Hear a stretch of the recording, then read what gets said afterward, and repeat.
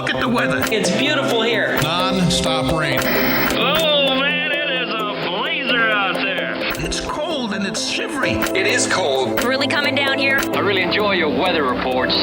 From the All Indiana Podcast Network, we're talking weather in a whole new way. From historical events to what's coming up, plus weather news, science, safety, fun facts, and more. I like where this is going. This is Weather Weekly. Weather Weekly with Wish TV Storm Track 8 meteorologist Marcus Bailey. Episode number 77 of Weather Weekly. Good to be with you here. Welcome to July.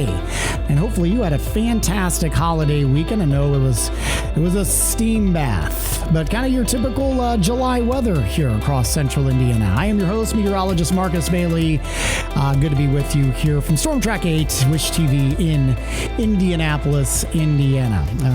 Good weekend here. Nice extended weekend. I'm coming back here on a Tuesday the 5th, recording this podcast. It will be released on the 6th.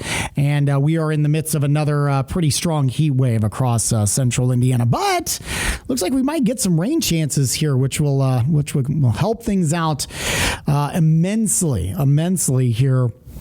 As we are in desperate need of some rain. Did want to update you real quick because I didn't want to spend too much time in the main part. We'll do our typical first of the month preview that we typically do at the beginning of each month. But did want to give you kind of a quick recap here. The drought conditions, as expected, did expand. Abnormally dry conditions in the latest update from the drought monitor, the Climate Prediction Center, pretty much includes the entire state of Indiana. And parts of western Indiana now included in a moderate drought. So that's the first parts of the drought that we've seen this really expand. Same thing for the southern, basically southwestern Indiana along the Ohio River, included in a moderate drought as well. And again, we'll get a new update here coming Thursday morning. And if we don't start getting some beneficial rain, which some areas did in northern Indiana this morning here, the 5th, some pretty good downpours. We could have a few isolated downpours over the next couple of days. They're not going to be completely widespread, but there could be some areas that at least tap into some rain. The thinking will be we'll probably see that moderate drought expanding, especially in the western parts of the state, if we don't get some of these isolated downpours. And we don't anticipate anything widespread coming up.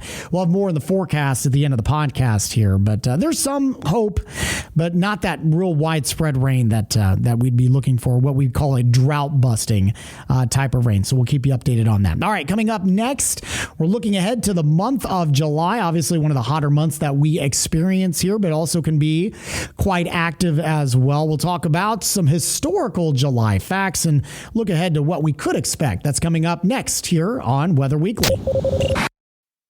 Audible's romance collection has something to satisfy every side of you. When it comes to what kind of romance you're into, you don't have to choose just one. Fancy a dalliance with a duke, or maybe a steamy billionaire. You could find a book boyfriend in the city and another one tearing it up on the hockey field. And if nothing on this earth satisfies, you can always find love in another realm. Discover modern rom-coms from authors like Lily Chu and Allie Hazelwood, the latest romantasy series from Sarah J. Maas and Rebecca Yarros, plus Regency favorites like Bridgerton and Outlander. And of course, all the really steamy stuff. Your first great love story is free when you sign up for a free 30-day trial at audible.com/Wondery. That's audible.com/Wondery. Episode number 77 of Weather Weekly. Good to be with you. Welcome to the month of July. And as we typically do on the first podcast of the month, we go take a look back at some historical events and give a little preview of what to expect. We also like to take a look back at the last month. The official Weather Service numbers are not in, but I can kind of give you kind of a ballpark of where we stand. Obviously, the dry weather was the most significant story here. We close the month out on what typically should be the wettest month of the year, well short of the average. 1.18 inches of rainfall for the entire month of June. That makes for the 8th driest on record. It's also the driest since 2012, which was the driest, by the way, driest June, when we only picked 9/100ths of an inch of rainfall that month. And that also led to a pretty nasty drought during that summer. Not saying that's where we're headed, but obviously we're starting to see signs of drought building across our area. In terms of temperatures, we were running hot, 30th warmest on record, 74.4 average temperature. The hottest dates back to 1874. That was 79.2. It was the warmest since 2018, which that one ranked 14th hottest at 75.5. We weren't really far off from that. Again, 74.5 was our average temperature for this past June. All right. So looking back at some historic things as we go into July. Well, I guess I should say, let me go back real quick. July, our average high typically at 85.2, the average low at 66.4, and the average precipitation is at 4.42 inches. It makes for the third wettest month of the year. So hopefully that will ring true. We could use that 4.5 inches of rainfall here. Yeah, July, typically the hottest month that we have here in central Indiana. It can be an active one too. And so let's, as we typically do, look at some of the historic things that have happened. In the month of July, in 1987, on the 1st, in Indianapolis, flash flooding kills 2 in Indianapolis. On the 2nd, in 1978, a tornado moves from West Lafayette into Lafayette, damaging roofs and trees. In 1984, on the 3rd, severe thunderstorm winds uproot trees and down power lines in Castleton, Crawfordsville, and Jamestown. On the 4th, in 1911, Indianapolis, the warmest Independence Day on record for the city, is recorded at 103 degrees. On the 5th, 2003, record flooding occurs along Deer and Wildcat Creeks in north central Indiana, following 8 to more than 13 inches of rain that fell early in the morning. That might be a fun one to kind of look back at for the next podcast there. That's up around the Kokomo area. 1994, on the 6th at Greensburg, baseball-sized hail causes widespread damage to buildings and crops. This is an interesting one here. The 7th, 1915, at Terre Haute, 1.3 inches of rain falls in just 10 minutes. That's an incredible amount of rain. Again, that was back in 1915. On the 8th, 2003, an F1 tornado near Bainbridge destroys 3 metal barns and does minor to moderate damage to 2 homes. In 1980, on the 9th, from west of Rushville to southwest of Salem, a tornado cuts a 13-mile path across Rush County, killing 2 and injuring 25. In 1966, on the 11th, tornadoes briefly touched down in Indianapolis and Mooresville. In 1986, on the 12th, severe thunderstorms knocked down trees across southern sections of central Indiana, with 65-mile-per-hour winds observed at Rushville.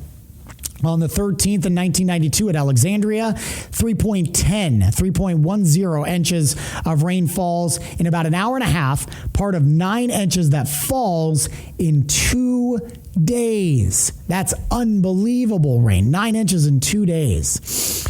Also on the 13th, 2015, in Groveland and Putnam County, an EF1 tornado causes $50,000 in damage. In 1995, on the 14th, a heat wave kills 800,000 chickens in Seymour, resulting in losses near $1 million. On the 15th, 1936, at Indianapolis, the high temperature reaches 103 degrees. This marks the 9th consecutive day the temperature reached 100 degrees, the longest such stretch in city history. Again, that was back in 1936. In 1996, on the 17th, a tornado blows a semi off State Road 26 near Rushville. In 1975, on the 18th, an area of hail sweeps across parts of Lafayette and surrounding areas. 50% of the corn crop is killed in a few localized areas. In 2002, on the 19th at Greenfield, nearly 4.25 inches of rain falls, causing a roof to collapse. That was back in 2002, again on the 19th. In 1973, on the 20th, heavy rain from July 20th to the 21st causes flooding issues across much of central Indiana. Terre Haute receives nearly 6 inches of rain. In 2008, on the 22nd, at Rushville, severe thunderstorm winds down many trees, including an 80-foot tall pine tree. Again, that was in Rushville. In 1989, on the 23rd, flash flooding closes roads in Randolph and Madison counties. Homes are flooded in Randolph County. 1976, on the 24th, in northern Knox County, hail was reported to be as big as your thumb. In 1875, on the 25th, at least 4 tornadoes strike the state, 2 of which are killer tornadoes which strike Harveysburg and just southwest of Fayette, killed 4 people and injure another 14. The door from a house destroyed near Fayette is found 1 mile away from the home site. Again, that was in 1875. In 2009, on the 25th, a line of severe thunderstorms moved across west central and central Indiana in the early morning hours. These storms caused considerable wind damage, including damage costing several $1 million at a furniture store in the Castleton area of the northeast side of Indianapolis. All right, going a little bit later in the month, in 1992, on the 30th, from Nineveh to Edinburgh, an F3 tornado causes over $1 million in damage. That was down in southern parts of Johnson County. In 1875, on the 31st, to close things out at Indianapolis, 0.61 inches of rain fell, bringing the monthly total to 13.12 inches. This makes July 1875 the wettest month on record for the city. There you go. Just a few things of note, some kind of popped out that could be interesting in talking about for future podcasts. But again, July can be an extremely active month. Obviously, you're in the dead of summer, so a lot of the severe weather that you end up getting are some of these summertime isolated afternoon thunderstorms that can kind of fire up. And you can get plenty of rain. Like I mentioned, July is typically the 3rd wettest on record, and let's hope that we can at least come close to that mark, because boy, do we need some of that rain. We'll look ahead to see if we can get any beneficial rain chances here for the remainder of the week. That's coming up in the forecast next on Weather Weekly. All right, here's a look at the forecast for the first week of July. It's going to be a hot one here, I think, for the remainder of your work week. As this drops on a Wednesday, I think we'll easily still touch the 90s, and there will be pockets of isolated storms from time to time throughout the day, especially into the afternoon. There is a risk for maybe some severe storms. Those would be kind of pop-up, and damaging wind is going to be kind of the primary concern here for any severe weather threat. As you get some of these isolated storms, they flare up and then they kind of crash in for themselves. They're not really long-lived, and so that's where you could end up running into some stronger storms. Again, very isolated. I think the same thing goes for Thursday. We're back into the mid-90s. Feels like temperatures probably close to 100 on Thursday, and again, some afternoon and late evening overnight pop-up thunderstorms will be possible. I think that will carry over into Friday as well. We'll go with scattered thunderstorms, and then we start to kind of dry things out a little bit. By the weekend, I think highs are going to be back into the low and mid 80s, but while that's fairly close to where we should be for early July, the humidity should be much, much lower. So manageable. And just kind of looking at the long term, I don't see 90s in the extended Monday, Tuesday, Wednesday, Thursday, Friday of next week. I think are manageable. Mid 80s. Overnight low should be in the low to mid 60s. So that's not too bad in terms of comfort level for this time of year. So we will take that.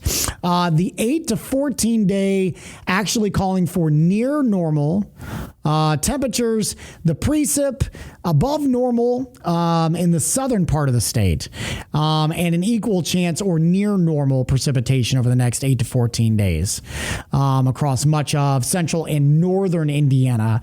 The exception may be northwestern Indiana, closer to, say, Gary and Valpo, below average precipitation over the next 8 to 14 days. Not what we were looking for, but near normal is better than below normal for a vast majority of the state. So if we can at least tap into some of that, it'll help a little bit. So we do need some of that rain. So we'll keep an eye on that as we gear up here for the first half of the month of July. Thank you so much for spending some time with us here on Weather Weekly, episode number 77. If you have any subject matter that you'd like me to cover, you got any guests that you'd like me to interview, shoot me a line. My email, marcus.bailey@wishtv.com. You can reach me on social media as well, Marcus Bailey Weather on Facebook and at Marcus Bailey on Twitter and Instagram as well. I'd love to hear your feedback. While you're here, make sure to check out all the other great podcasts, all part of the All Indiana Podcast Network. Have a great week. We'll talk to you next Wednesday, and God bless.